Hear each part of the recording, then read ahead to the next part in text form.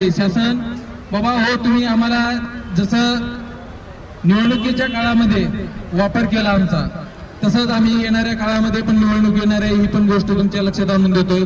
की येणारी नगरपंचायत असेल, पंचायत समिती असेल, जिल्हा परिषद, महानगरपालिका, ग्रामपंचायत ह्या सर्व गोष्टीमध्ये तुम्हाला हे लाडके भाऊ आणि ह्या लाडक्या बहिणी तुम्हाला निवडून आणून देऊ शकतात। म्हणून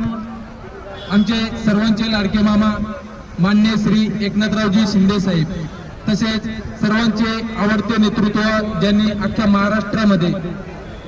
नाव गाजवलं असे आमचे देवाभाऊ तसेच रोखोक म्हणून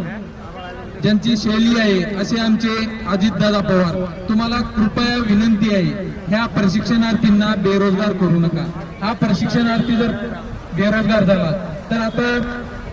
15 दिवसापूर्वीचं जर उदाहरण द्यायचं झालं तर नेपाळमध्ये तुम्ही बघितलंय की एक युवा पेटल्याच्या नंतर युवा काय करू शकतो।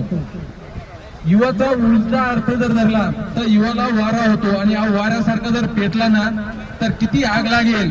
हे मी पण सांगू शकत नाही आणि तुम्हाला तर चांगल्याच प्रकारे माहिती आहे, हे सांगायची गरज पडणार नाहीये तुम्हाला। तर येणाऱ्या काळामध्ये आता आमचा कार्यकाळ संपलाय,